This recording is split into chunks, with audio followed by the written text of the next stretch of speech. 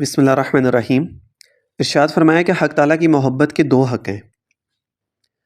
ایک حق تو یہ ہے کہ جن کاموں کا اللہ تعالیٰ نے حکم دیا ہے ان فرامین الہیہ کو بجا لائے، جیسے نماز، روزہ، زکوٰۃ، حج، قربانی وغیرہ کے احکام کے مطابق عمل کرے۔ اور دوسرا حق یہ ہے کہ جن باتوں سے اللہ تعالیٰ نے منع فرمایا ان باتوں سے رک جائے۔ جو شخص اللہ تعالیٰ کی منع کی ہوئی باتوں سے نہیں بچتا یہ شخص نفس کا غلام ہے اور انتہائی غیر شریفانہ ذوق رکھتا ہے۔ گناہ کرتے کرتے اس کی شرافت و حیا میں آگ لگ چکی ہے۔ جسے کسی درخت کے پاس آگ لگا دی جائے تو کتنا ہی کھاد پانی ڈالو مگر اس کی پتیاں جھلسی ہوئی ہوتی ہیں۔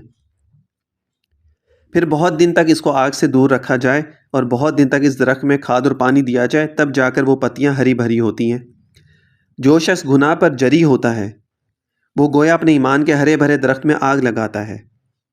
اللہ تعالیٰ اپنی رحمت سے ہم سب کی خطاؤں کو معاف فرمائے اور ہمیں اللہ تعالیٰ توفیق اور ہمت نصیب فرمائے کہ تمام غیر شریفانہ حرکتوں کو ہم چھوڑ دیں۔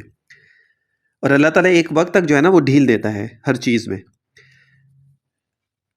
کہ انسان جو اپنے آپ کو چینج کر لے، اپنے آپ کو گناہوں سے دور کر لے۔ لیکن جب انسان اپنے آپ کو گناہوں سے دور نہیں کرتا اور اپنی ضد میں آ کر وہ گناہوں میں مبتلا رہتا ہے تو پھر جب اللہ تعالیٰ کی پکڑ آتی ہے تو پھر وہ ایسی پکڑ ہوتی ہے وہ کبھی نکلتا نہیں ہے پھر اس پکڑ سے۔ آج کل اتنے لوگ جو پریشان ہیں وہ اسی وجہ سے پریشان ہے کہ گناہ ہونا وہ غیر اختیاری، انسان کے اختیار میں نہیں ہے وہ چیز۔ گناہ ہو جاتا ہے کیونکہ معصوم نہیں ہے نا، لیکن گناہ ہو جانا پھر اس کے بعد توبہ کر لینا یہ انسان کے اختیار میں ہے۔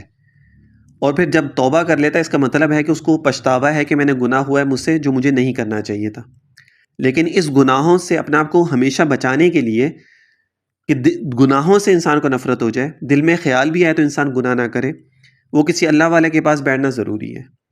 جس طرح میں اپنی پچھلی ویڈیوز میں بھی بار بار اس بات کو ریپیٹ کرتا ہوں، شاید لوگ اس بات سے تھوڑا سا تنگ آ جائیں کہ بار بار ایک ہی بات کرتے رہتے ہیں، لیکن یہ سب سے اہم بات ہے اور انسان کی زندگی میں اس سے ضروری بات اور کوئی نہیں ہے کہ جب تک آپ کسی اللہ والے کے ساتھ اپنا تعلق نہیں جوڑیں گے آپ کبھی بھی اپنے آپ کو گناہوں سے نہیں بچا سکتے، اور جب گناہوں سے نہیں بچیں گے تو